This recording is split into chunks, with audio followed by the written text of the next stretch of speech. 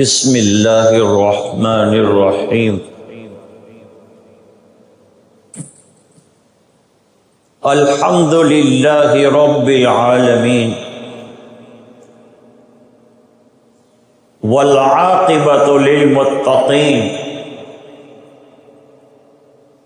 والصلاة والسلام علی سید الانبیاء والمرسلین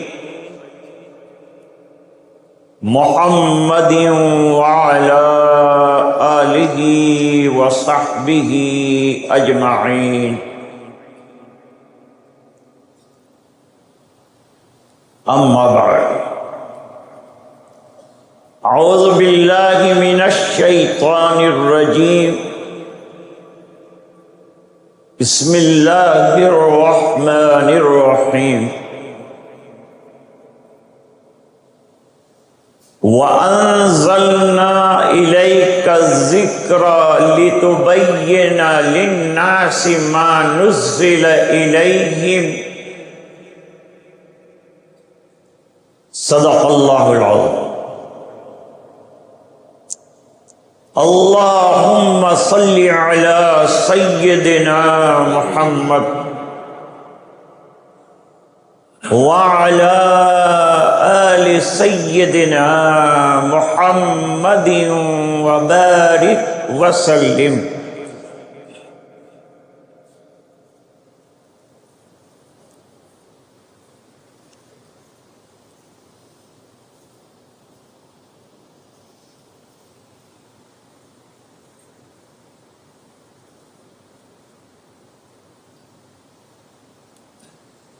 آج کے اس مقدس اجلاس میں اور تقریب افتتاح بخاری کے موقع پر تشریف فرما حضرات اساتذہ، مدیر محترم، صدر باوقار، علماء کرام، طلباء عزیز اور حاضرین مجلس،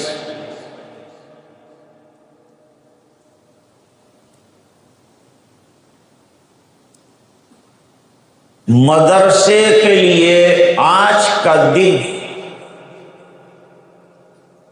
بڑی اہمیتوں کا ہے۔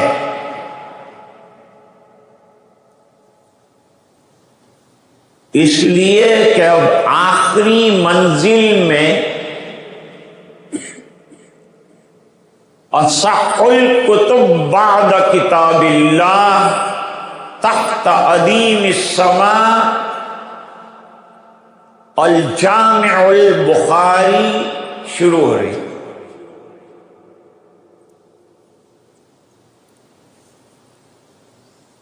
بہت عرصے سے اس کا انتظار کر رہے ہیں، لیکن اداروں میں تدریجاً بخاری تک پہنچ، اس ادارے کو کئی سال ہو چکے۔ جب چھوٹی سی مسجد تھی تب بھی حاضری ہوئی، آج الحمدللہ وسیع مسجد میں ہم بیٹھے ہیں پھر حاضری ہوئی۔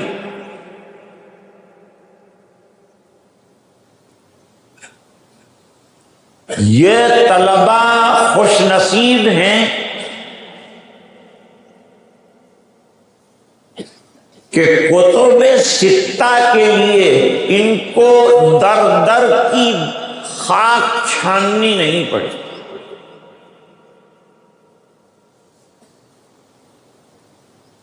بلکہ جہاں انہوں نے موقوف علیہ تک پڑھا تکمیل بھی کرے۔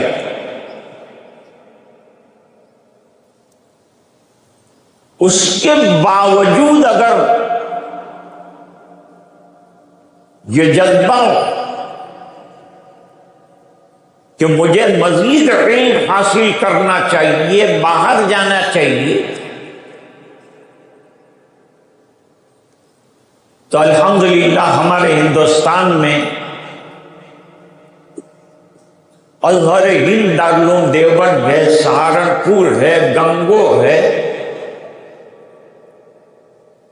اور گجرات میں بڑے بڑے ادارے اور وہاں مشائخ حدیث ہیں، وہاں کا سفر کر سکتے، ایک بار اور دورہ سکتے۔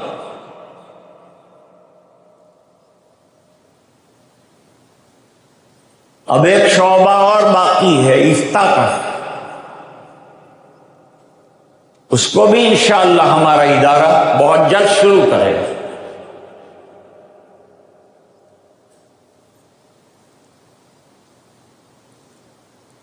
یہ کتاب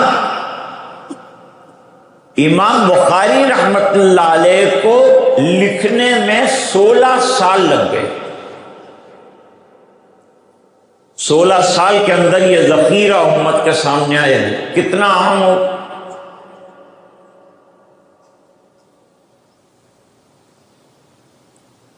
امام بخاری رحمت اللہ علیہ ہر حدیث کو غسل اور 2 رکعت نماز کے بعد اپنی کتاب میں جگہ دیتے۔ کتنے غسل ہو گئے؟ 2500 تو حدیث سے، 2500 تو غسل تے ہو گئے۔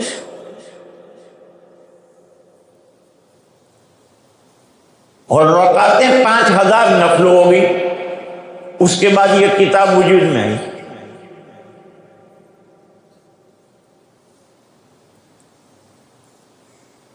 عام طور پر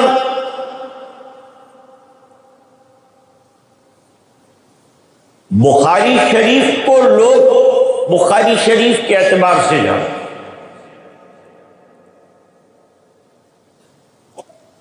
لیکن اس کا نام بڑا طویل ہے۔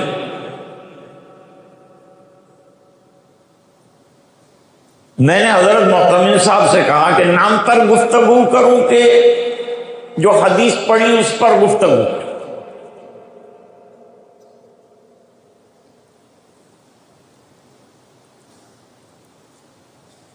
پہلے تو امام بخاری رحمت اللہ علیہ کا نام، امام بخاری رحمت اللہ علیہ کا نام ہے محمد صلی اللہ علیہ وسلم۔ بعض روایتوں سے پتہ چلتا ہے کہ جس کا نام محمد رکھا جائے اللہ اس کو جہنم میں نہیں ڈالے۔ اللہ فرمائیں گے تو نے میرے محبوب کا نام رکھا اور یہ نام کو میں جہنم میں ڈال، مناسب؟ یہ امام بخاری کا نام ہے۔ ان کے والد کا نام ہے اسماعیل۔ اسماعیل کون ہے؟ اکثر لوگ نہیں جانتے۔ حافظ الدنیا ابن حجر اسقلانی رحمت اللہ علیہ نے فتح الباری میں لکھا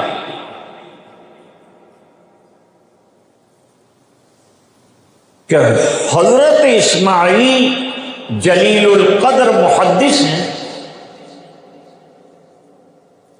اور امام مالک سے روایت کرتے۔ ان کی بزرگی کا عالم یہ ہے کہ حماد ابن زید ایک بہت بڑے محدث ہیں، ان کو دیکھا ہے،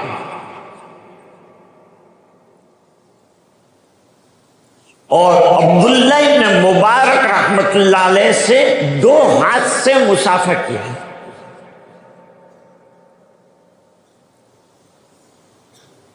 خود امام بخاری رحمت اللہ علیہ نے جو روات کا تذکرہ کیا ہے تاریخ الکبیر میں، اس میں اپنے ابا جان کے محدث ہونے کا تذکرہ کیا۔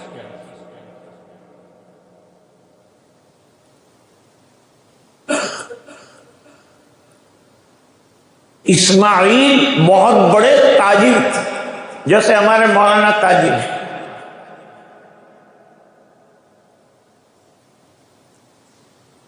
اور انتقال کے وقت لاکھوں روپیہ چھوڑا۔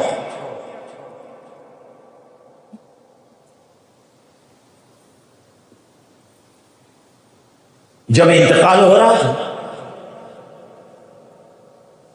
گھر والے رو رہے تھے، تو اسماعیل رحمت اللہ علیہ نے پوچھا کیوں رو رہے ہو؟ کہا آپ دنیا سے جا رہے ہیں، ہم کو چھوڑ کر جا رہے ہیں۔ فرمایا تمہارے لیے اتنا پیسہ چھوڑ کے جاتا ہوں تم کو کوئی تکلیف نہیں ہوگی، اور جو پیسہ چھوڑ کے جاتا ہوں اس میں 1 روپیہ بھی شبے کا نہیں ہے، سب کی زکات دی ہوئی، اور جس بستر پر دنیا سے جا رہا ہوں اس پر 700 قرآن ختم کی۔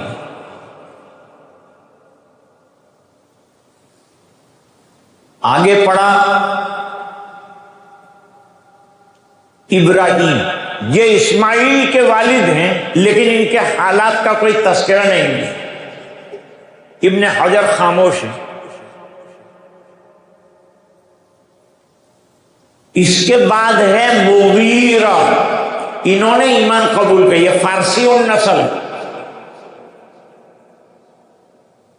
انہوں نے یمان جوفی کے ہاتھ پر ایمان قبول کیا، وہ وہاں کے گورنر تھے، ان کے ہاتھ پر ایمان قبول کیا، اس لیے یمانی کہلائے اور جوفی کہلائے۔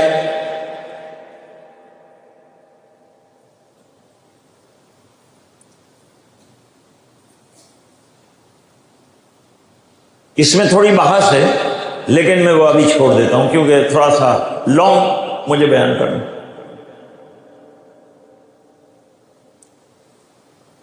مغیرہ ایمان لائے،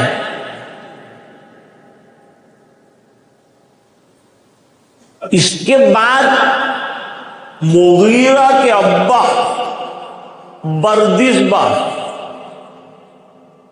بردزبہ یہ بخارا کی فارسی کا لفظ، اور کچھ شارحین نے تو کہا لا نعلم ما البردزبہ، اور حضرت شیخ نے الابواب میں لکھا کہ بردزبہ کسان کو کہتے ہیں، کھیتی باڑی کرنے والے کو بردزبہ کہتے ہیں فارسی زبان، اور یہ ایمان نہیں لائے، یہ کفر کی حالت میں مر گئی۔ تو جب آپ خطبہ پڑھیں گے تو رحمت ربانی میں کسی کافر کو شامل نہیں کر سکتے، اس لیے بردزبہ کو نہیں کریں گے، مغیرہ تک رکھیں گے، رحمہ اللہ تعالی وہی بول دیں گے، بردزبہ کو خارج کر دیں۔ کیوں؟ مومن پر اللہ کی رحمت برستی ہے، کافر پر تھوڑی برستی۔ This is the important point what you have said.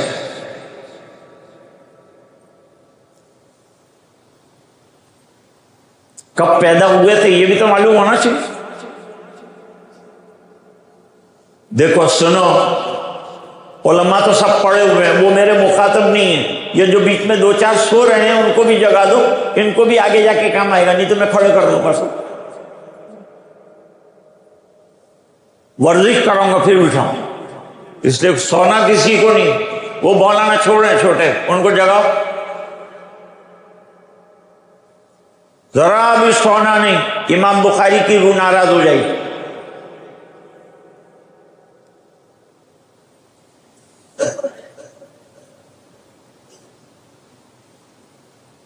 تو بردزبہ ایمان ہے، جوفی نسبت ہے، ولائے ایمانی یہ بھی ایک نسبت ہوئی، 3 نسبتیں اس میں، ولائے ایمانی بھی ایک نسبت ہے، جس کے ہاتھ پر ایمان قبول کرتے ہیں اس کا نام پیچھے لگ جاتا ہے، اس کا لقب پیچھے لگ جاتا ہے، یمانی اور جوفی یہ دونوں چیزیں لگی۔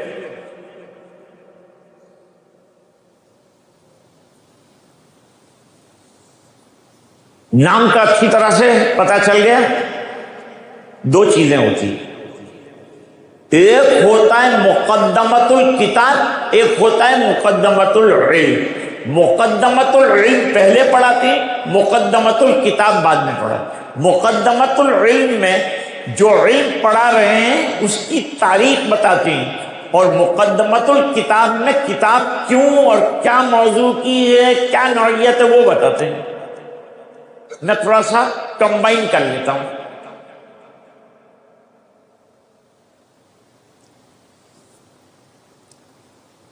بخارا رشیا کے اندر ہے،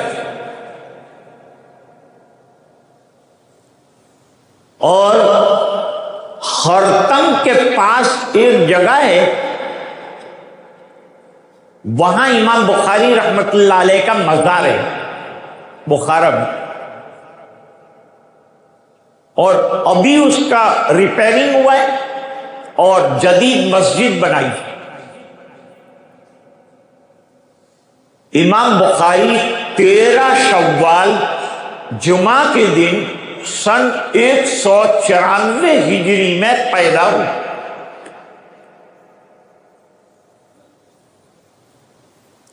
بہت نیک اور بہت بزرگ والدین کی اولاد ہے.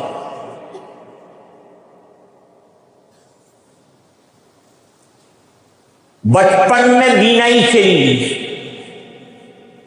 امام بخاری رحمت اللہ علیہ کی بینائی چلی گئی بچپن میں، اور آپ کو معلوم ہے بینائی گئی تو آتی نہیں. لیکن ماں نے راتوں کو تہجد میں رو رو کے دعا کی کہ اللہ میں تو اسے محدث بنانا چاہتی ہوں، اور اس کی بینائی چلی، تو اس کو بینائی عطا فرما. ماں کی دعا قبول ہوئی، اور ماں کے خواب میں حضرت ابراہیم علیہ السلام آئے، اور حضرت ابراہیم علیہ السلام نے، اب بھائی کیوں اٹھ کے جا رہے بھائی آپ لوگ، کائے کو جا رہے، کیا ہوا ہے، بیٹھ جاؤ.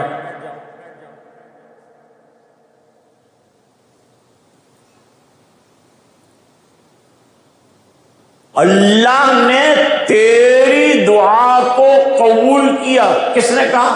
ابراہیم علیہ السلام. اور تیری بیٹے کی بینائی آ گئی. صبح میں اٹھے تو حضرت امام بخاری دیکھ رہے تھے، آنکھیں روشن تھی، چمک رہی. ماں ایسی نیک تھی، ماں ایسی، باپ اتنا بڑا محدث، تو پھر اولاد ایسی. ماں ٹی وی دیکھے گی تو بچہ محدث بنے گا کہ گانے والا بنے گا؟ حضرت شیخ الحدیث صاحب رحمت اللہ علیہ نے لکھا کہ میرے والد مولانا یحییٰ کاندلوی کو جب دودھ چھڑایا تو ان کو قرآن کے 6 رکوع یاد تھے. ہے کوئی 2 سال کی عمر میں 6 رکوع حفظ کرنے والا؟ امام بخاری سے بہت بڑا حدیث کا کام لینا تھا. 7 سال کی عمر میں ماں نے حافظ بنا دیا اور گھر میں تعلیم دی، پھر مدرسے بھیجا، بخارا میں ہی مدرسہ.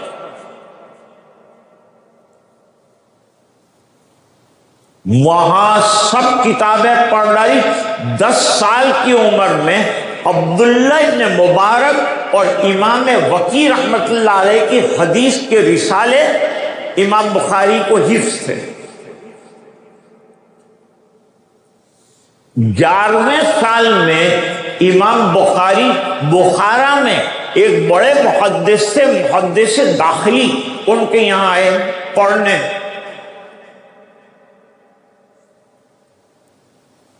اور 11 سال کی عمر میں استاد کی بھول نکل گئی. کیا حافظہ!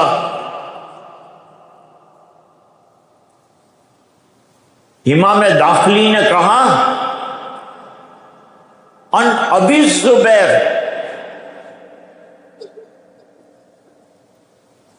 ان ابراہیم امام بخاری نے کہا استاذ محترم ابو الزبیر ابراہیم سے روایت نہیں کر سکتے، تو بیٹا کیا صحیح کیا ہے؟ فرمایا زبیر ابن عدی ہے، ابو الزبیر نہیں۔ گھر گئے،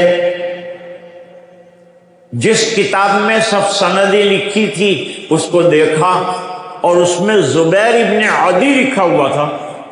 آ کر مجلس میں کہا کہ یہ بچے نے صحیح کہا۔ لوگ حیران ہو گئے۔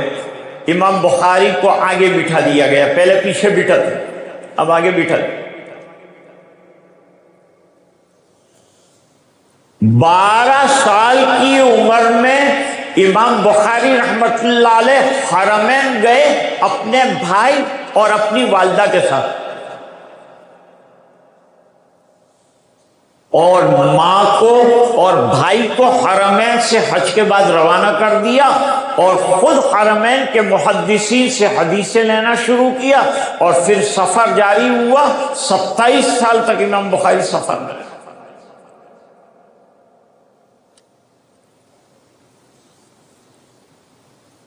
اب یہ کتاب کیوں لکھی؟ ایک بہت بڑے محدث ہیں اسحاق ابن راہویہ، علماء خاص توجہ دیں، بہت سال پہلے پڑھا ہوگا اس لیے شاید حافظے کی کمزوری کی وجہ سے کچھ باتیں نکل گئی ہوں، تو ذرا تازہ ہو جائے۔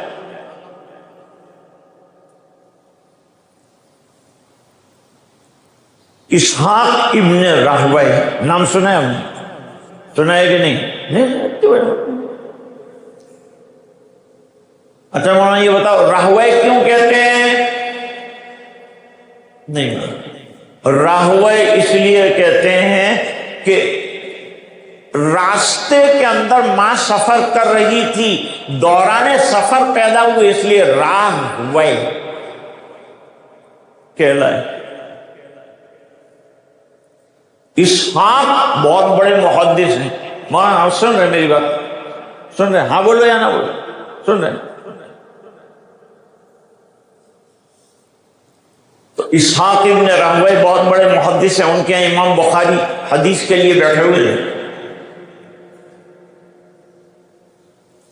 ایک شخص آیا اور اس نے کہا آج کل احادیث بہت ہو گئی ہیں، کیا اچھا ہوتا کہ کوئی مختصر رسالہ صحیح حدیث کا لکھتا۔ اب وہ زمانہ ایسا تھا کہ حدیثیں جب گڑبڑ، معلقات اور اقوال صحابہ، اقوال تابعین، سب کو حدیث میں کھپایا تھا۔ اسحاق ابن راہویہ کی بات سن کر یہ کنٹیلے میدان میں اترنے کی امام بخاری نے ایسی ٹھانی کہ کہاں کہاں کی گرد چھانی،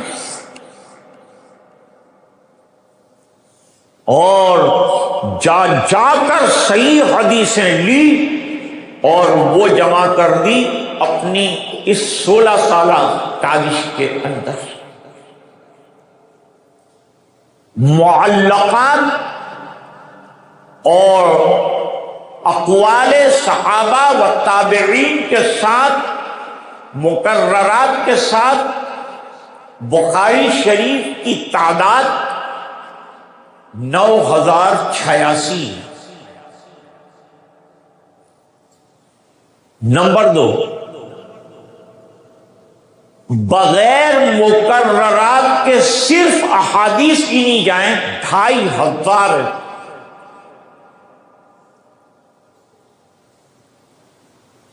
یہ بات تقی الدین ابن صلاح نے لکھی۔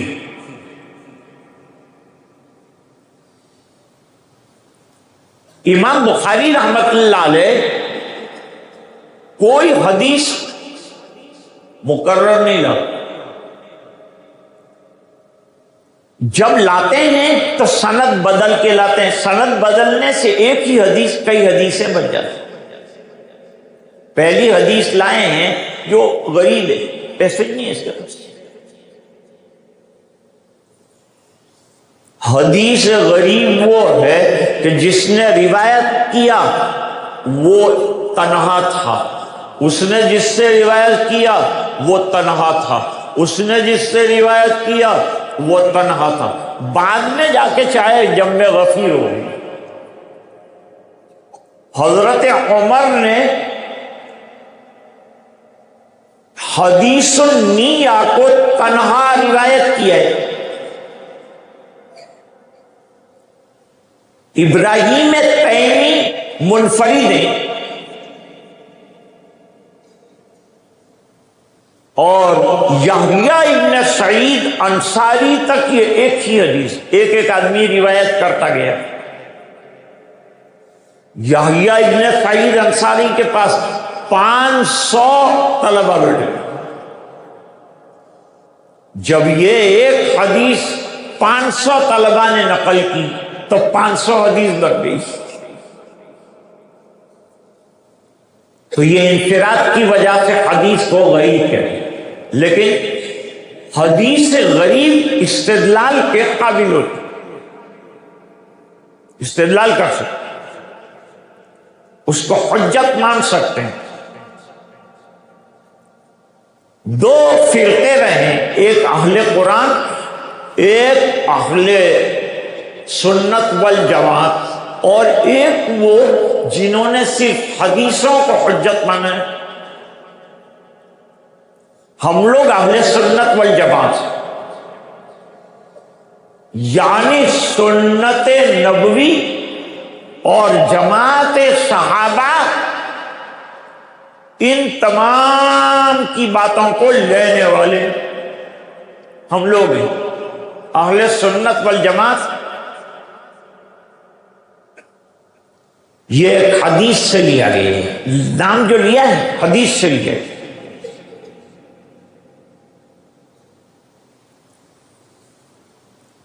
امام بخاری رحمت اللہ علیہ نے کتنے اساتذہ کے پاس حدیث پڑھی؟ ایک قول کے مطابق استادوں کی تعداد 1080، اور امام بخاری نے بخاری مکمل کرنے کے بعد جن طلباء کو بخاری سنائی ان کی تعداد 90,000 ہے، جنہوں نے کانوں کان بخاری کو سنا۔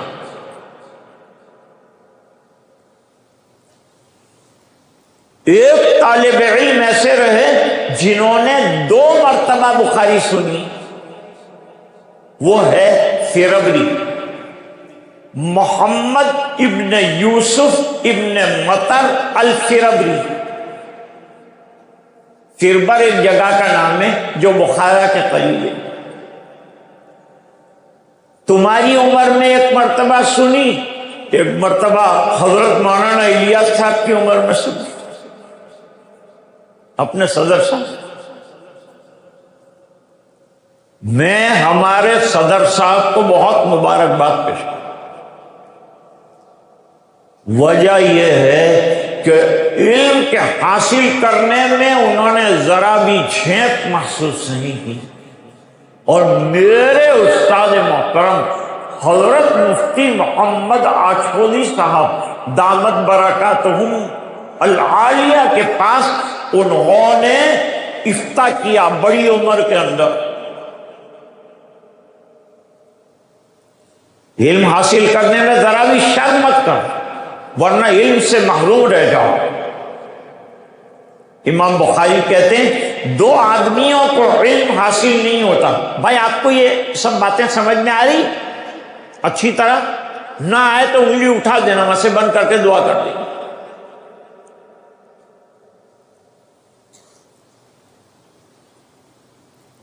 فرماتے ہیں کہ 2 قسم کے لوگ علم نہیں حاصل کر سکتے۔ ایک تو متکبر، میں کیوں، میں بڑا ہوں، میں بڑا ہوں، بڑا ہے تو پڑا رہے، علم نہیں حاصل کر۔ اور دوسرا بہت شرمیلا، شرماتا ہے تو علم نہیں حاصل کر پائے۔ المتکبر والمستحی، یہ دونوں حضرات علم سے محروم رہے۔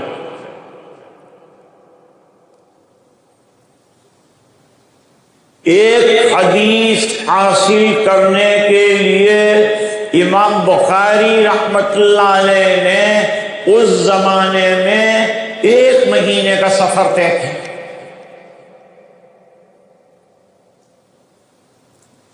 اور راستے میں نہ دال چاول ملے نہ بریانی ملی، بلکہ درختوں کے پتے کھانے پڑے. ہے کوئی علم کا طالب ایسا کہ پتے کھا کے علم حاصل کرے؟ لیکن علم کے لیے قربانی دینی پڑے. بقدر قد تکتسب المال من طلب العلا سیر اللیالی. اونچے اونچے منصب حاصل کرنے کے لیے بڑوں کی انتہا کو مت دیکھو، ان کی ابتدا کو دیکھو.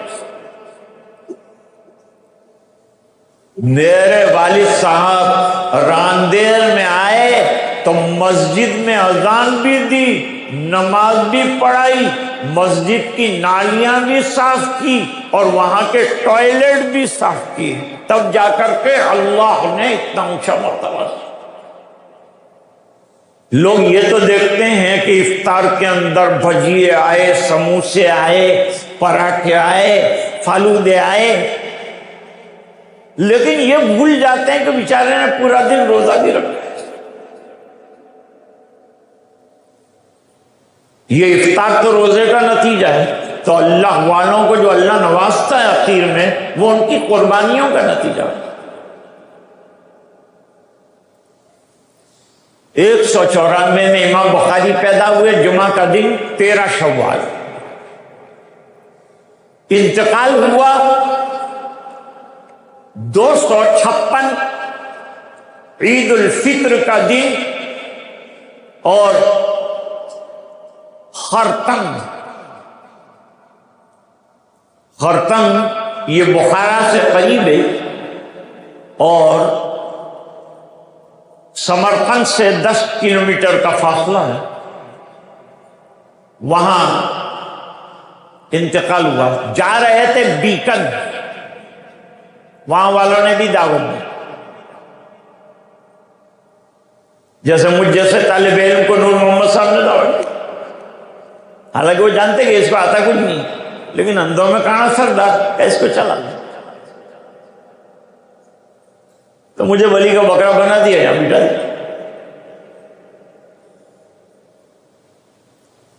خرطنگ کو خرطنگ کیوں کہتے؟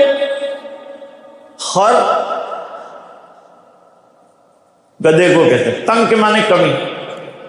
امام بخاری کا جب انتقال ہوا، لوگ گدھوں کے اوپر سوار ہو کر کے جنازے میں شامل ہونے کے لیے آتے تھے، تو گدھے کم پڑ گئے، اس لیے نام رکھا خرطنگ.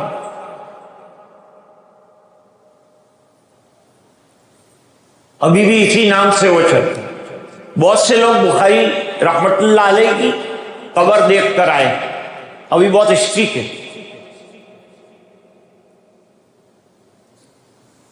بھائی بخارا رشیا میں، اور رشیا کمیونسٹ ہے، اور کمیونسٹ کا اللہ کا نام لینا بھی منع ہے. وہاں پوری بخاری روایت کی ہے امام بخاری. ترمذی رحمت اللہ علیہ قریب میں لیٹے ہوئے، بڑے بڑے محدثین وہاں لیٹے ہوئے. یہ وہاں علم پہنچا کیسے؟ وہاں علم نہیں پہنچا، وہ علم کے پاس. کہیں بغداد گئے، کہیں نیشاپور گئے، کہیں عراق گئے، کہیں مصر گئے، کہیں کوفہ گئے، کہیں مکہ گئے، کہیں مدینہ گئے. اپنے لوگ تو حج پڑھنے بھی جاتے ہیں تو 2-3 چیزیں جاتے ہیں تو لبیک لبیک، اور وہاں پہنچتے ہیں تو البیک البیک، اور جب واپس آتے ہیں تو کہتے ہیں میری بیگ میری بیگ. امام بخاری تو خالی ہاتھ، خالی قلم اور خالی دوات اور خالی کتاب اور سفر جاری ہے۔ حضور نے مکے سے مدینے کا سفر کیا۔ اس زمانے میں 16 دن 17 دن کے اندر آدمی مکے سے مدینہ پہنچتا تھا۔ آپ ریگستان کے لوگ ہیں، خالی 1 گھنٹہ اونٹ کے اوپر ادھر ادھر سفر کیجئے، انشاءاللہ 4 دن اسپتال میں داخل۔ اونٹ اتنا ہلاتا ہے ہمیں۔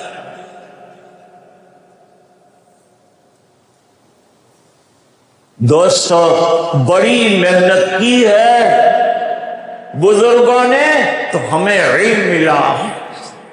اب اتنی قدر تو کرو کہ باوضو بیٹھا کرو حدیث کے سبق میں، صبح میں 2 رکعت پڑھ کے آیا کرو، قیمتی باتیں اپنے استاد محترم کی نوٹ کیا کرو، اور مدرسے کے لیے اور اساتذہ کے لیے اور جو لوگ مدرسے کے خیر خواہ ہیں ان کے لیے دعائیں کیا۔ امام اعظم ابو حنیفہ رحمۃ اللہ علیہ فرماتے ہیں کہ مجھے کوئی دعا ایسی یاد نہیں ہے کہ میں نے ہاتھ اٹھایا ہو اور اپنے استاد کے لیے دعائے مغفرت میں۔ بڑا حق ہوتا ہے استاد۔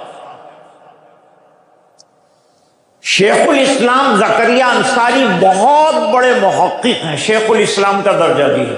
شیخ الاسلام کسے کہتے ہیں ایک لمبی تفصیل ہے، اس میں نہیں جاتا۔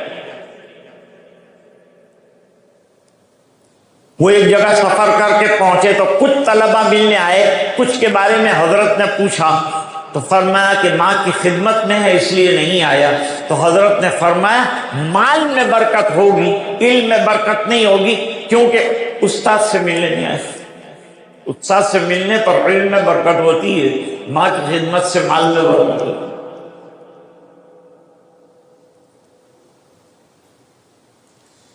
امام بخاری کا لقب ہے امیر المومنین فی الحدیث۔ 2500 یا 6000 حدیثوں کے لیے 6 لاکھ حدیثوں میں سے انتخاب کیا ہے۔ 6 لاکھ حدیثیں یاد ہو، اس کو امیر المومنین نہیں کہیں گے تو کیا کہیں گے؟ تم مجھے بتاؤ۔ یہ حدیث میں امیر المومنین، اور یہ بچے شروع کرنے والے ہیں۔ حضرت معاویہ صاحب، ایک نقطہ میرا آپ نوٹ کر لیں۔ پہلی حدیث حضرت عمر رضی اللہ عنہ کی عرب صاحب نے پڑھی،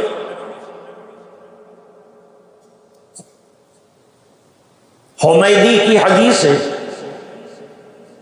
اور حضرت عمر رضی اللہ تعالیٰ عنہ راوی۔ حضرت عمر کیا تھے؟ امیر المومنین۔ اور امام بخاری کیا ہیں؟ امیر المومنین فی الحدیث۔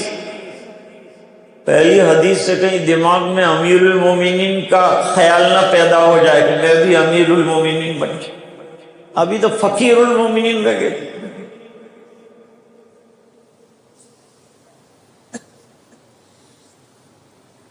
اب حضرت معاویہ صاحب کہیں گے یار یہ کب ختم ہوگا؟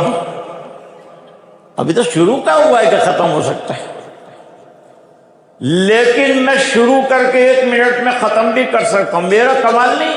حضرت شیخ الحدیث رحمۃ اللہ علیہ نے 35 سال بخاری پڑھائی۔ فرماتے ہیں بخاری کا خلاصہ 2 چیز، پہلی حدیث کا نام حدیث النیہ، آخری حدیث کا نام حدیث التسبیح۔ طالب علم کو پہلے نیت درست کرنا چاہیے، زندگی بھر ذکر کا دوام کرنا چاہیے، تو تمہارا اعمال نامہ وزنی نکلے گا۔ حدیث النیت اور حدیث التسبیح کے بیچ میں پوری بخاری۔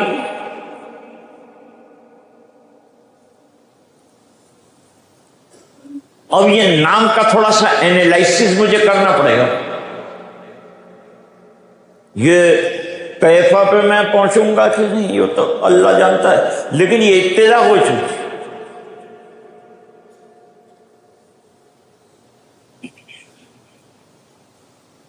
ایک کتاب ہمارے یہاں پڑھائی جاتی ہے تحاوی شریف،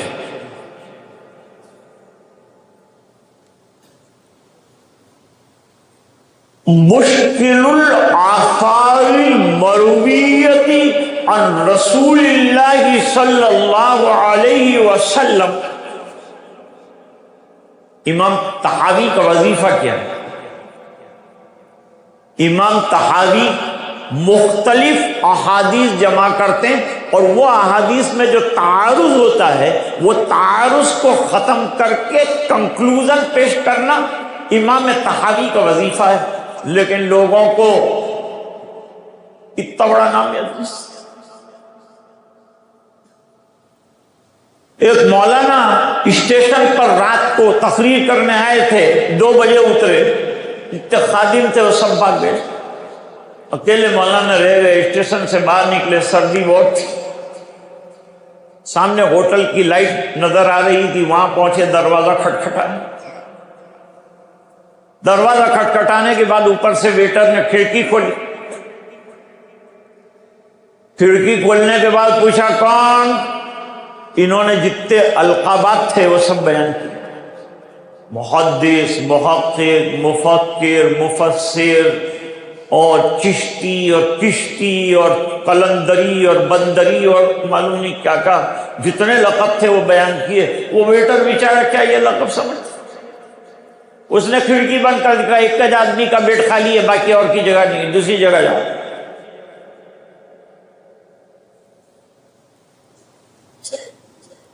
تو لمبا نام یاد نہیں رہتا، تو لوگوں نے معانی الاثار کہا، پھر معانی الاثار یاد نہیں رہا، تو پھر جو ہے اس کو طحاوی کہہ دیا۔ لوگوں کو بخاری شریف کا نام بھی یاد نہیں رہتا، اس بنا پر عام طور پر لوگ کیا کہتے ہیں؟ بخاری شریف۔ یہ بخاری کا نام نہیں، نام سنو، پھر اس کا آپریشن کرتا ہوں۔ الجامع المسند الصحیح المختصر من رسول اللہ صلی اللہ علیہ وسلم وسننہ وایامہ، یہ پورا نام ہوا۔ اتنا لمبا نام ہے۔ اب حدیث کے پڑھنے والے مشکات سے حدیث پڑھی، اس سے پہلے الفیہ پڑھا تھا آپ نے، اس سے پہلے مشکات الاثار پڑھی، وہ خالی حدیث کے ترجمے کی کتاب ہے، اور بخاری فن کی کتاب ہے۔ یہاں رجال کے ذریعے سے بحث کی جاتی ہے، کون سے رجال ہیں، ان کا کیا درجہ، ان کا کیا درجہ۔ اور امام بخاری کا ایک ہی وظیفہ ہے حدثنا کے ذریعے سے صحیح حدیث لانا، اور باقی باپ کے ماتحت جو چیزیں امام بخاری رحمت اللہ علیہ لاتے ہیں وہ بطور تائید کے لاتے ہیں اپنے دعوے کی، ورنہ حقیقت میں بخاری کا مقصد صحیح حدیثوں کا پیش کرنا ہے، صحیح احادیث کا پیش کرنا ہے۔ یہ امام بخاری رحمت اللہ علیہ کا وظیفہ ہے۔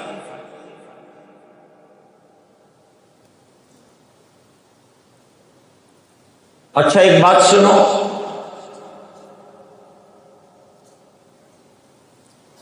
وہ یہ ہے کہ امام بخاری کبھی حدیث کے فوائد کے لکھنے کے لیے ایک رات میں 20 مرتبہ اٹھے ہیں، فائدہ لکھا، سو گئے، چراغ جلایا، پھر بجھایا، پھر سو گئے۔ اس زمانے میں جلانا بجھانا آسان ہے، سوئچ دبائی جل گیا، سوئچ بجھائی ادھر ہوئے، لیکن اس زمانے میں چراغ جلانے میں 15 منٹ تو نکل جاتی، جب جا کے چراغ جلتا۔ تو امام بخاری رحمت اللہ علیہ کا وظیفہ نہایت صحیح حدیثیں پیش کرنا، یہی امام بخاری رحمت اللہ علیہ کا وظیفہ ہے۔ اب الجامع سے شروع۔ حدیث کی کتابوں کی اولاً دو قسمیں ہیں، جامع اور سنن۔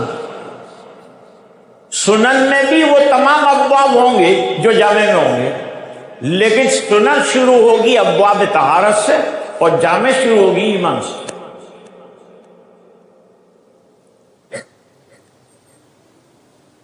امام بخاری کی کتاب الجامع، وہ مدرسہ جس میں بخاری پڑھائی جاتی ہے اس کو الجامعہ کہتے ہیں، کہ جہاں جامعیت کے ساتھ کتاب پڑھائی جاتی۔ جامع حدیث کی وہ کتاب ہے جس کے اندر 8 ابواب ہو۔ کتنے ابواب؟ بولو اناؤنسر صاحب، 8 ابواب۔ 8 ابواب کون سے؟ سیر، آداب، تفسیر، عقائد، فتن، اشراط، احکام، مناقب۔ اب ان میں سے ہر ایک کی ایک بحث۔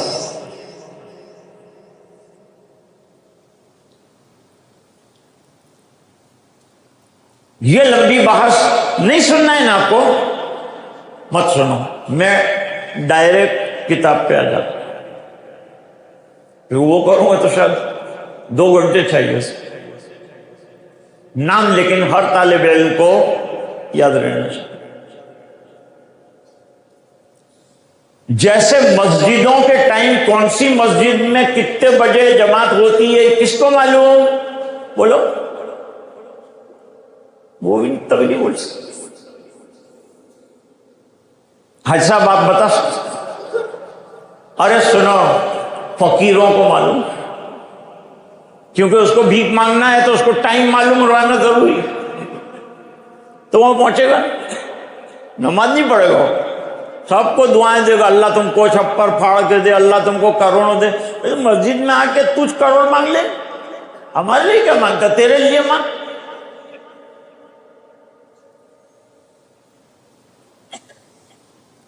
خیر، تو اب حضرت نے باب پڑھا اور ایک حدیث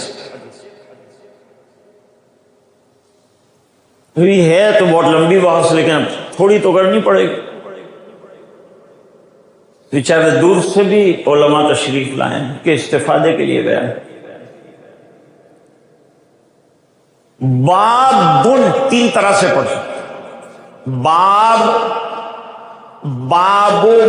مضاف الیہ اور جزم کے ساتھ باب، تینوں طرح سے پڑھنے کی ابن حجر عسقلانی رحمۃ اللہ علیہ نے فتح الباری میں اجازت دی، اور فتح الباری بخاری کی بہت مستند شرح، جیسے عمدۃ القاری، یہ سن 800 ہجری کے امام ہیں حدیث کے، اور جب انہوں نے اپنی فتح الباری مکمل فرمائی تو 8 دن تک کے لیے قاہرہ کے باہر منڈپ لگا کر علماء کی دعوت۔ جب اختتام میں دعوت دے سکتے ہیں تو افتتاح میں کیوں نہیں دے سکتے؟ تو کھلایا بھی جائے گا تو خلاف شرع نہیں ہو، اور ویسے بھی کھلانا سخیوں کا کام ہے، سلامتی کے ساتھ جنت میں جانے کا راستہ ہے۔ حدیث میں فرمایا لا یاکل طعامک الا تقی، تیرا کھانا متقی لوگ کھائیں، علماء کھائیں تو مبارک ہے تیرا کھانا۔ کوئی کہے گا کہ شاید مولانا کو دعوت کا کچھ زیادہ شوق ہوگا اس لیے ایسی حدیث سنا۔ مجھے ایک صاحب نے کہا وہاں تم کو کتنا اچھا یہاں کل وہاں پرسوں وہاں مرغے تیار کھانے کے ملتے ہیں، 10 سال استاد کے سامنے مرغا بناؤں تو مرغے مل رہے، کیوں مرغے نہیں ملے؟ اور تو کہتا ہے نا کہ یہاں جاتے وہاں جاتے. میں تیرے کو دلی نظام الدین میں کریم ہوٹل کے اندر کھانا کھلاؤں گا، لے یہ ٹکٹ پکڑ، کل جائیں گے کھانے کو. وہاں تک کہاں جاؤں؟ میں نے کہا ہم کیا بیوقوف تو ادھر سے ادھر جاتے ہیں، مارے مارے پھرتے ہیں. باب دروازے کو کہتے ہیں. اب علماء آپ کو ایک اشکال ہونا چاہیے کہ کتاب شروع ہو تو کتاب سے ہونی چاہیے، جیسے کتاب الطہارت، کتاب الصلاۃ، کتاب الزکوٰۃ، تو کتاب سے شروع ہونا چاہیے، تو باب سے کیوں شروع کیا؟ جواب دیا کہ باب بمنزلہ کتاب، باب بمنزلہ کتاب. ایک بات بہت اچھی طرح یاد رکھنا کہ اصل کتاب بخاری ایمان سے شروع ہوتی ہے اور توحید پر ختم ہوتی. عقائد پر بحث کریں گے نا تو عقیدوں میں 2 کتابیں لائے ہیں امام بخاری، ایک کتاب الایمان، ایک کتاب التوحید. شروع میں بھی توحید، اخیر میں بھی توحید، شروع میں بھی ایمان، اخیر میں بھی ایمان، شروع میں بھی اخلاص، اخیر میں بھی اخلاص. تو ہمارے عمل کا وزن اللہ تعالیٰ کے یہاں بڑھے گا. اور بتایا کہ بغیر ایمان کے اعمال اللہ تعالیٰ کے یہاں قبول نہیں. اسی طریقے سے مرنے سے پہلے ایمان چلا گیا تو بھی کچھ کام کا نہیں، مرنے کے وقت بھی ایمان درکار ہے، اور زندگی میں بھی اعمال کے قبول ہونے کے لیے ایمان درکار ہے. اس لیے شروع میں بھی ایمان لائے، اخیر میں بھی ایمان لائے. تو یہ وحی کا جو باب لائے ہیں وہ کیا ہے؟ یہ حضرت شیخ نے لکھا کہ وحی کا لانا بطور تمہید کے ہے اور حجیت حدیث کے لیے استدلال ہے. حجیت حدیث پر آج میں بحث نہیں کر رہا ہوں. حجیت حدیث کو بتلانے کے لیے بدء الوحی کا باب ہے. وحی کی 2 قسمیں، وحی مطلوع، وحی غیر مطلوع. وحی مطلوع جیسے قرآن جو نماز میں پڑھا جاتا ہے، اور وحی غیر مطلوع یہ بھی وحی ہے لیکن یہ نماز میں پڑھی نہیں جاتی، لیکن ہے یہ بھی وحی. سرکار جو بات فرماتے ہیں وہ اپنی خواہش سے نہیں فرماتے. قرآن کہتا ہے وَمَا يَنْتِقُ عَنِ الْهَوَىٰ إِنْ هُوَ إِلَّا وَحْيٌ يُوحَىٰ.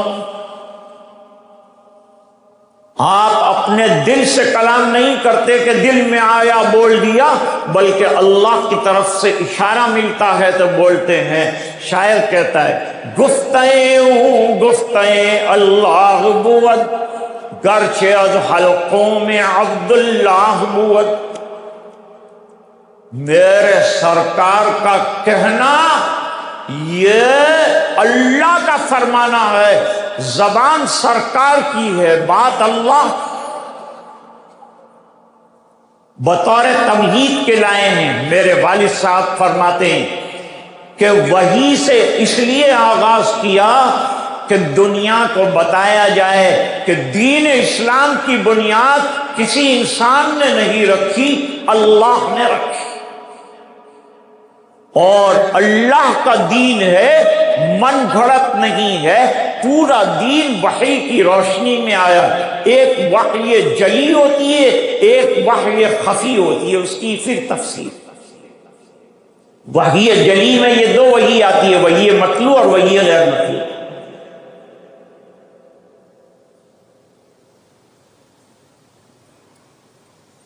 ایک اہم بات طلبہ عزیز کے لیے، جب بھی کسی نبی پر وحی آئی ہے تو پہلے خوابوں سے ابتدا ہوئی. حضرت عائشہ فرماتی 6 مہینے تک سرکار کو سچے خواب آئے. خواب ایسے کہ رات کو دیکھے صبح میں اس کی تعبیر آئی تو اطمینان ہو گیا. اور اس اطمینان کے بعد 6 مہینے کے بعد جبریل علیہ السلام تشریف لائے. ایک قول کے مطابق 17 رمضان کو پہلی وحی آئی، اس کو راجع قرار دیے. اور دوسرے حضرات فرماتے ہیں پیر کا دن اور ربیع اول کا مہینہ پہلی وحی ہے۔ حضرت جبریل علیہ السلام آئے، حضور کو دبوچا اور وحی کو لینے کے لیے جو پاور کی ضرورت تھی وہ حضور میں ٹرانسفر کیا۔ پھر وہی شروع کی، اقرأ بسم ربک الذی خلق، آخری نبی، آخری وحی، آخری کتاب۔ بچوں کو یہ بات خاص سمجھانا، مکتب میں پڑھنے والوں کو یہ سمجھانا۔ آج کل نبوت کے دعوے دار بہت ہو گئے، اشہد ان لا الہ الا اللہ، اللہ ایک ہے۔ توحید کا انکار کرنے والے بھی جاوید اختر جیسے بہت پیدا ہو گئے۔ جاوید اختر نے اعتراض کیا، تم کہتے ہو کہ اللہ ہے، جواب دیا جی ہاں ہے۔ کہاں ہے بتاؤ؟ تو میں نے جواب دیا کہ جاوید اختر صاحب عقل مند ہے کہ نہیں؟ کہ میں الحمدللہ دنیا کا بڑا عقل مند۔ کہاں ہے عقل؟ بتاؤ۔ نہیں بتا سکتا بھائی، کسی چیز کے ہونے کے لیے نظر آنا ضروری نہیں، تو اللہ کے وجود کے لیے نظر آنا ضروری نہیں ہے۔ ہمارے پاس وہ نظر ہی کہاں ہے کہ ہم دیکھیں، اور یوں دیکھنے کو ہر آدمی دیکھتا ہے۔ جلوہ تیرا پوشیدہ نہیں چشم بشر سے، ہر ایک نے دیکھا ہے تجھے اپنی نظر سے۔ یہ توحید ہے، شاعر نے بیان کیا ایک شعر کے اندر۔ اور ایک شعر پیش کروں توحید کی دلیل کے ساتھ۔ تغیرات سے ہم نے خدا کو دیکھ لیا، اڑا غبار تو ہم نے ہوا کو دیکھ لیا۔ ہوا نظر آتی ہے؟ نہیں آتی، لیکن غبار اڑتا ہے تو لوگ کیا کہتے ہیں؟ ہوا چل رہی ہے۔ معلوم ہوا ہوا ہے لیکن نظر نہیں آتی۔ ایک دلیل دوستو، اب ہم لوگ بوڑھے ہوئے، آپ کے پڑھانے والے بھی بوڑھے ہو جائیں گے، آپ جوان ہو رہے، آپ کے سامنے جوان چیلنجیں بھی آ رہی ہے۔ امام بخاری نے ایسے ایسے دلائل پیش کیے کہ فتنوں کے زمانے میں وہی آپ کو کام دیں گے، اچھی طرح پڑھنا۔ جاوید اختر صاحب نے کہا قرآن میں ڈائناسور کا تذکرہ نہیں ہے۔ آپ کہتے قرآن میں سب ہے، ڈائناسور کا تذکرہ نہیں ہے۔ جواب کیا دو گے؟ قرآن حیوانوں کو انسان بنانے کی کتاب ہے، تو ڈائناسور کا تذکرہ کر کے کیا فائدہ ہے؟ اخلاق کا تذکرہ کریں گے کہ لوگ انسان بن جائیں، وہ تذکرہ کریں گے۔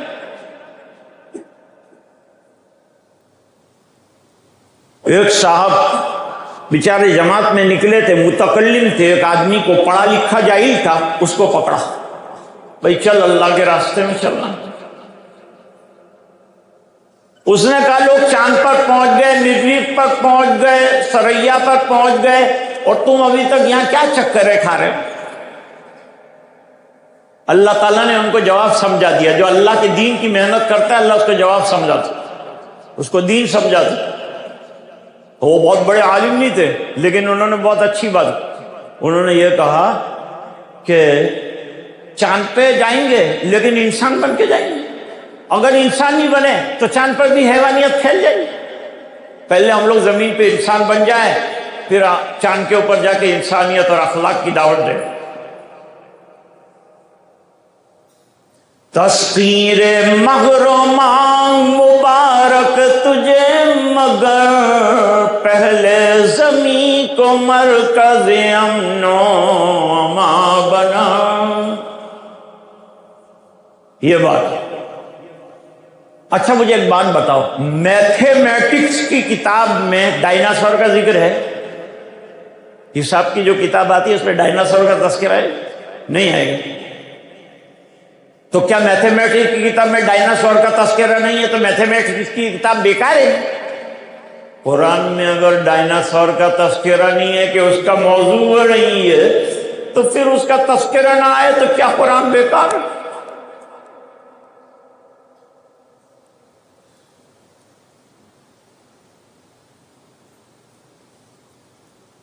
تم کتاب و سنت میں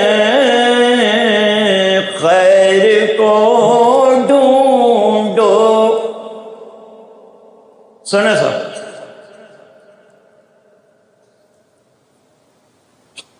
تم کتاب و سنت میں خیر کو ڈھونڈو. کیوں؟ ختم ہو چکا ہے بات انبیاء کے آنے کا. آخری نبی آئے ہیں. دین کی بنیاد کس پر ہے؟ بولو، وہی پر. وہی کس کو کہتے ہیں؟ میں تنبیہ تقریر نہیں کروں گا، تھک گئے ہوں گے آپ.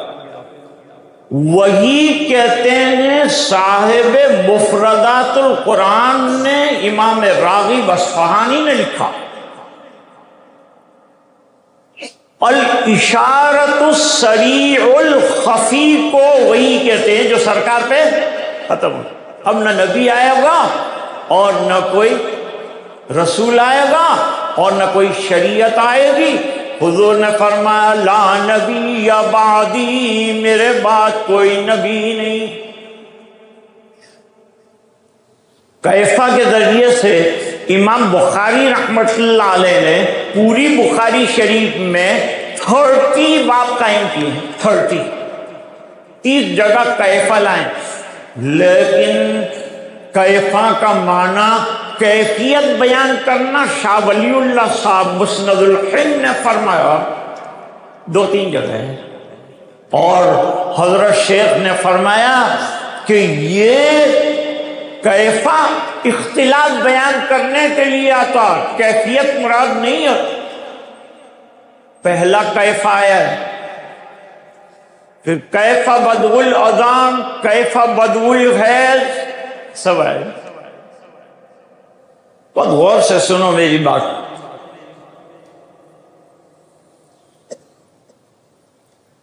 اب وحی کا اصطلاحی معنی کیا ہے؟ علماء سمجھ لیں. پیغام ربانی کا قلب محمد صلی اللہ علیہ وسلم پر ڈالا جانا وہی کہلاتا ہے. 23 سال تک وہی آتی رہی. وہی کتنے طریقوں سے آئی؟ حافظ ابن حجر اسقلانی نے لکھا کہ استقرائی یعنی بہت تلاش کرو تو 13 طریقوں سے وہی آئی ہے، جن میں سے پہلا طریقہ خواب ہے. نبی کا خواب بھی وہی ہوتا ہے. حضرت ابراہیم علیہ السلام نے خواب دیکھا لگاتار کہ اپنے بیٹے اسماعیل کو ذبح کر رہے ہیں، بعد میں اسماعیل کو ذبح کرنے کے لیے لے گئے.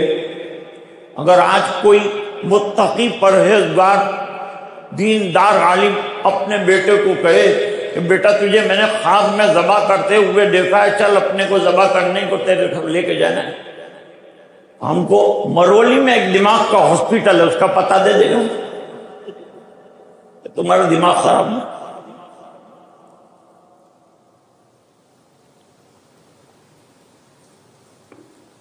لیکن حضرت اسماعیل کتنے فرما بردار. کچھ نوجوان لوگ مجھے آ کے ملے، حضرت اسماعیل کتنے فرما بردار ہے. یوں فرمایا ابا جان جلدی سے اللہ کا حکم پورا کرو. اللہ اللہ اللہ. ارے بھائی گلا کٹوانے کا ہے، لڈو نہیں کھانے کا. تو کیا کہتے ہیں؟ ابا جلدی کرو، اچھے کام میں شیطان رکھنا ڈال دے. مدرسے میں دینے کا شوق آیا کہ مجھے 10,000 اسی وقت دینے کے. گھر جا کے بیوی سے مشورہ مت کرنا، 10,000 دے کے مشورہ کرنا. نہیں تو وہ ناچ کہے کہ مدرسے والوں کو کیا کرنے کا، اپنے گھر میں لالے پڑے رہے ہیں، چاول نہیں ہے، گیہوں نہیں ہے، تیل نہیں ہے، وہ 10,000 دے کے آ گئے. کس نے تم کو چاول چھوڑے؟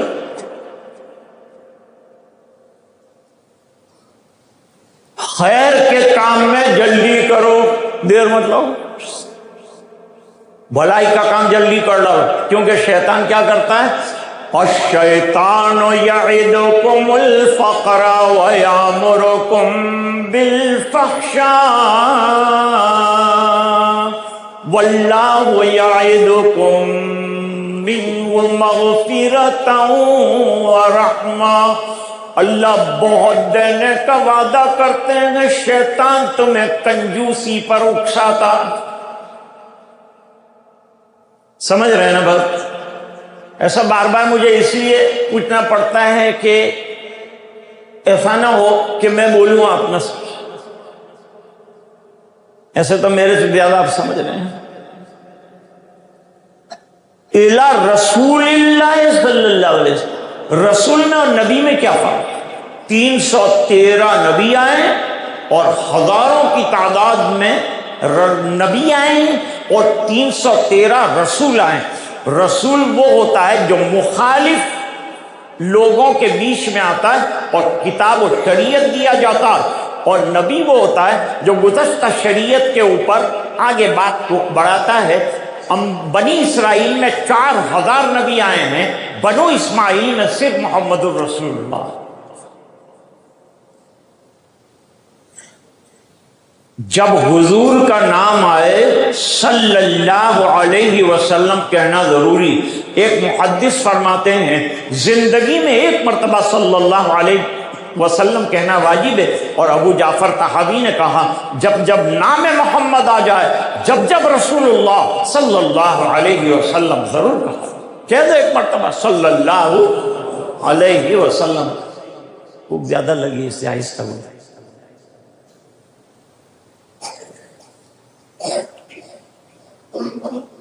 اب دوسرا قاعدہ سمجھو، یہ تو اصول کی کتاب ہے۔ ہمارے ایک بزرگ تھے، رمضان میں ہمارے قریبی علاقے میں تفسیر کرنے جاتے تھے، تو ان کو میں نے تفسیر کے بعد رمضان کے بعد فون کیا کہ بھئی ہمارے استاد محترم نے کیا تفسیر کیا سورہ یوسف۔ میں نے کہا کیسی رہی تفسیر؟ کا تفسیر بہت اچھی اور عمدہ رہی۔ تو میں نے کہا کیا تفسیر میں کیا فرمایا؟ کہ پہلے دن اتنا مجھے یاد ہے کہ یوسف علیہ السلام کو کنویں میں انہوں نے کھینچ کھانچ کے ڈلوائے۔ میں نے کہا پھر کیا ہوا؟ تو کہا 27 رمضان کو نکالا، دعا کی اور چلے گئے۔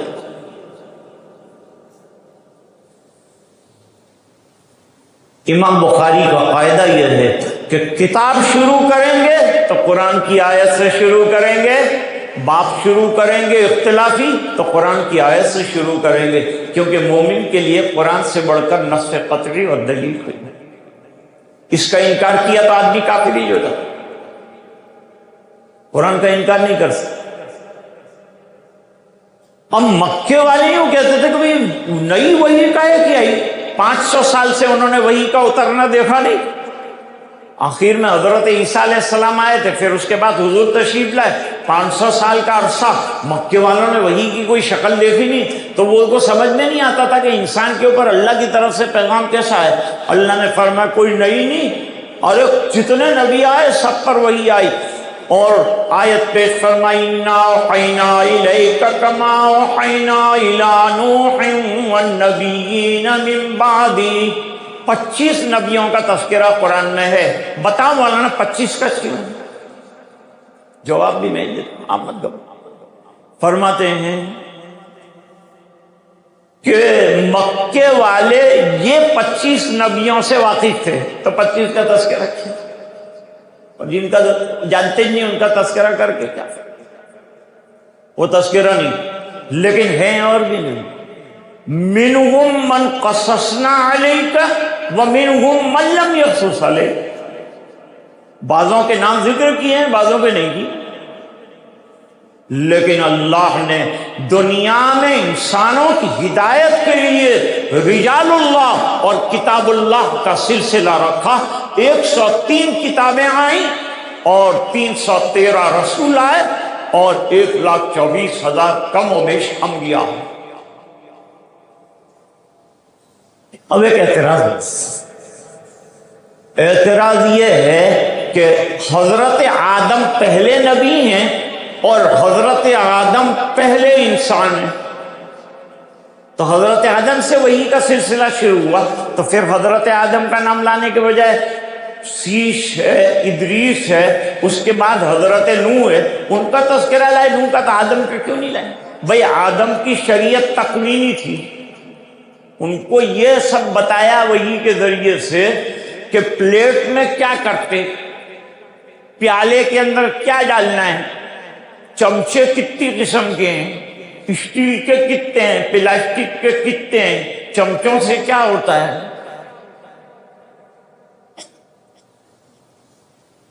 یہ سب حضرت آدم کی شریعت، اور اول رسول حضرت نوح علیہ السلام، اور تشریعی نبی اور تشریعی وحی سب سے پہلے میں کس مرتبہ آئی؟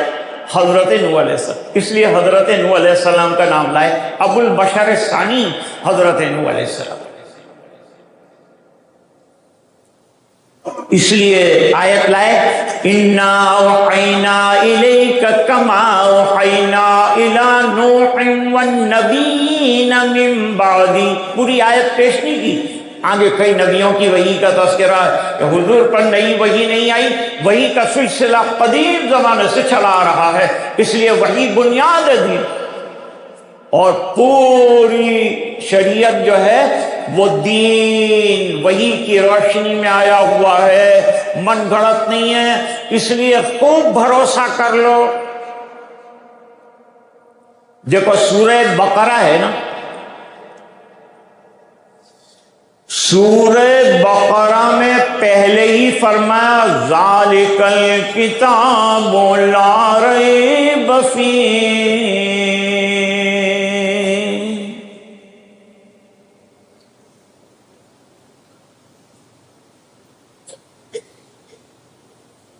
یہ کتاب میں ڈاؤٹ نہیں، شک نہیں، پڑھنے والے کا ذہن صاف کیا، قرآن اٹھائے گا، سورہ بقرہ شروع کرے گا، ذہن میں آئے گا معلوم نہیں کیا سچا ہے، کیا غلط ہے، کیا ڈاؤٹ فل ہے۔ اللہ سبحانہ و تعالیٰ سے there is nothing doubtful in Quran Kareem, and if there is some doubt, is doubt is in your mind, not in Quran۔ قرآن میں ڈاؤٹ نہیں ہے، دماغ میں ڈاؤٹ ہے۔ 1400 سال ہو گئے، بیچارے لوگوں نے قرآن جلانے کی بہت محنت کی اور قرآن مٹانے کی بہت محنت کی، لیکن اللہ نے کہا میں حفاظت کر رہا ہوں، قرآن نہیں مٹے گا، مٹانے والے مٹ جائیں۔ شعر سنے گا، سناؤ ایک شعر، بہت اچھا شعر، میرے لذیذ تھا، اچھا آپ کو کیسا لگتا مجھے نہیں معلوم۔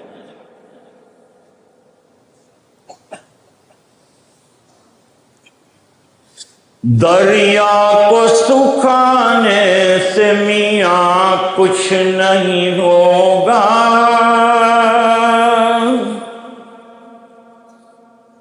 دریا کو سکھانے سے میاں کچھ نہیں ہوگا۔ میں الیاس صاحب توجہ چاہوں گا، سورج کو بجھانے سے میاں کچھ نہیں ہوگا،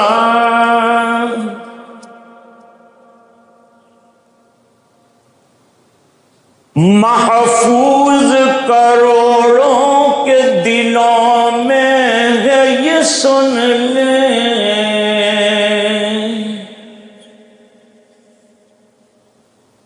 قرآن جلانے سے میاں کچھ نہیں ہوگا۔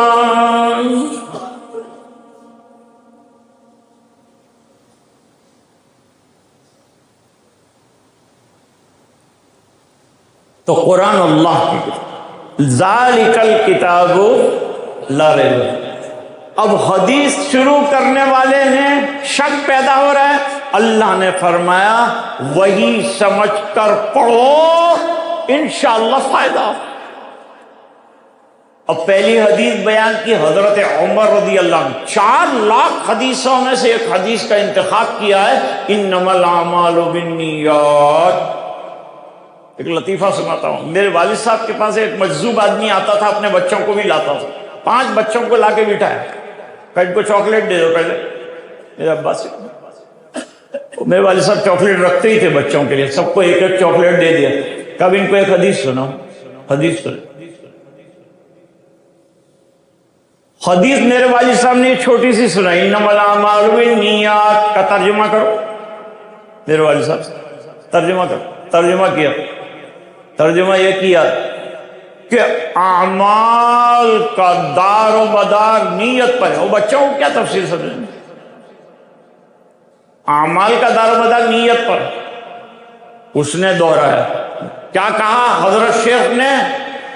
نیتوں کا دار و مدار اعمال پر. الٹا کر کے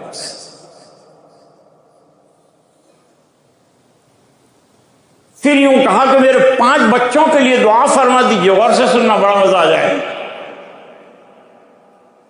دعا کرنا. میرے والد صاحب نے دعا کی، اللہ اسے حافظ بنائے، عالم بنائے، قاری بنائے اور مفتی بنائے. تو اس نے کہا ذرا دعا کے اندر مسٹیک ہو گئی تمہارے سے.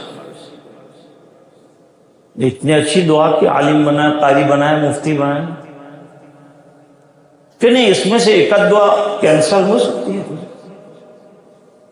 میرے والد صاحب نے پوچھا کون سی دعا کینسل کرنی؟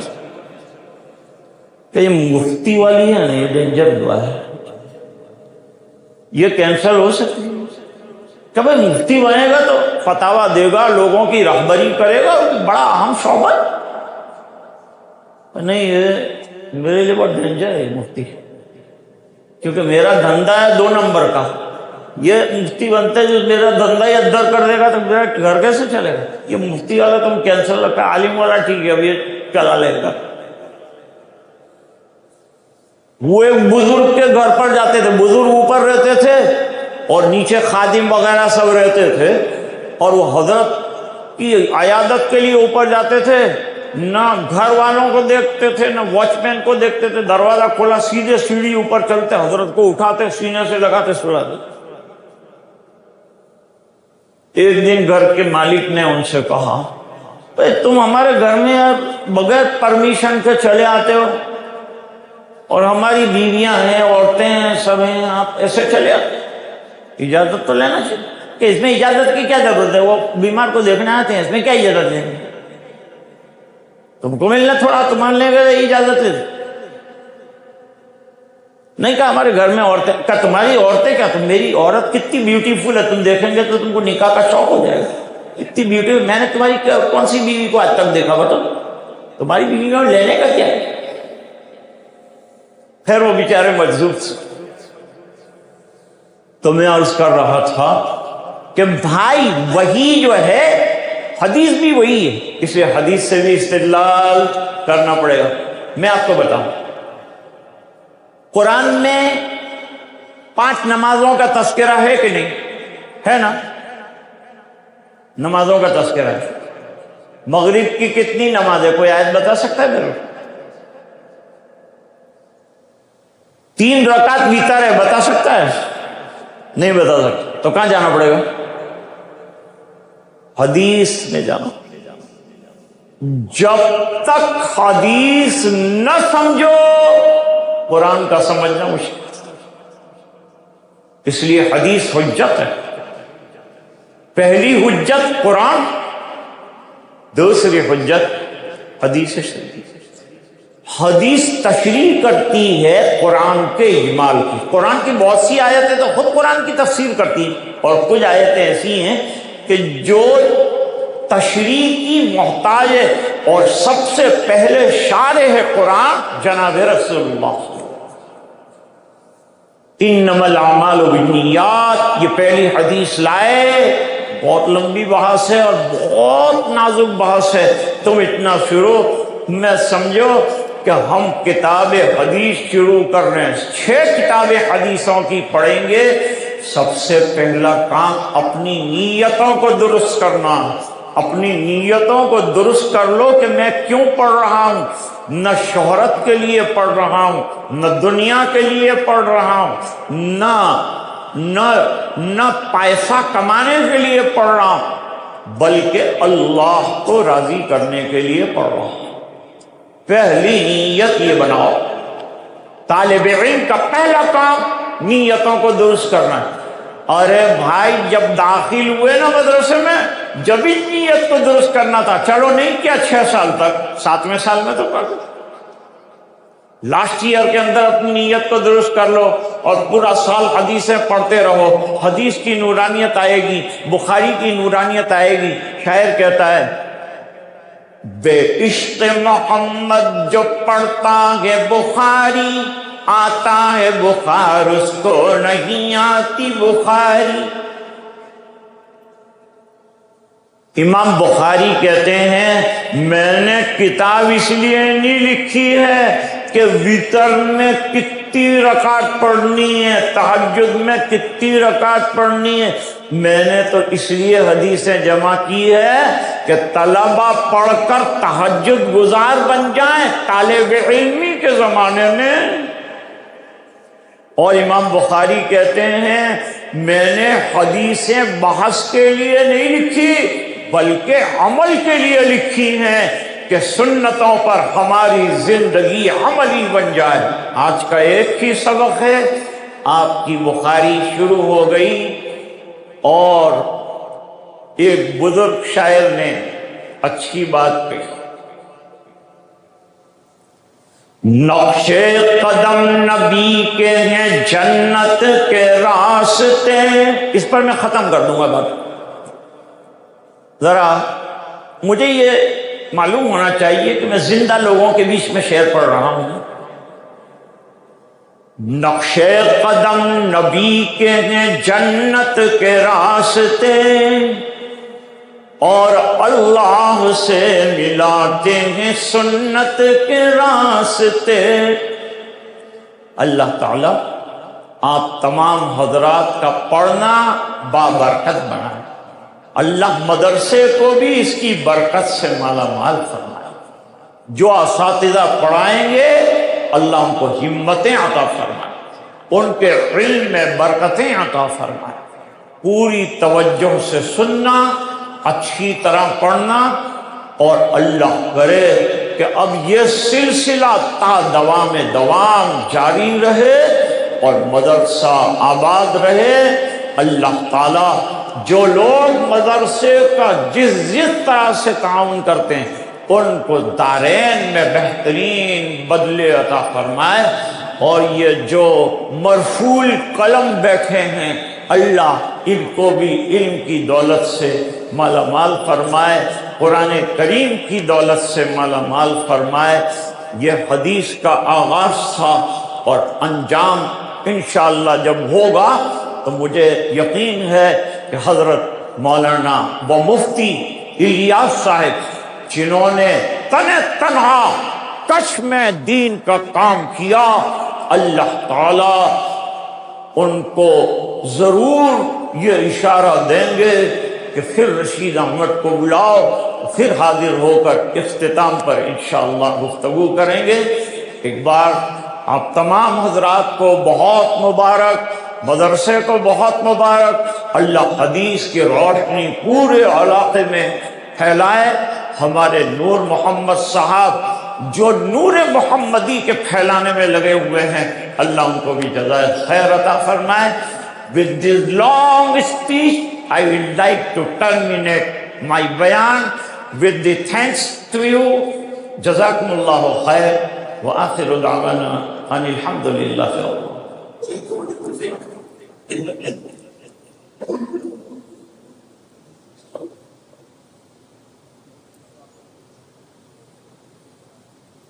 ٹھیک ہے سبحان اللہ وبحمدہ سبحان اللہ العظیم اللہم لک الحمد کلہ ولک الملک کلہ ولک الشکر کلہ وإلیک یرجع الامر کلہ علانیتہ وسرہ اللہم صلی علی سیدنا محمد وبارک وسلم ربنا آتنا في الدنيا حسنة وفي الآخرة حسنة وقنا عذاب النار اللهم بارك لنا فيما أعطيتنا ويسر لنا في أمورنا كلها اللهم افتح لنا بالخير واتمم لنا بالخير واجعل عاقبة أمورنا بالخير بيدك الخير إنك على كل شيء. اللهم احسن عاقبتنا في الأمور كلها واجرنا من خزي الدنيا وعذاب الآخرة. اللهم إنا نسألك علما نافعا وعملا متقبلا ورزقا واسعا وشفاء من كل داء.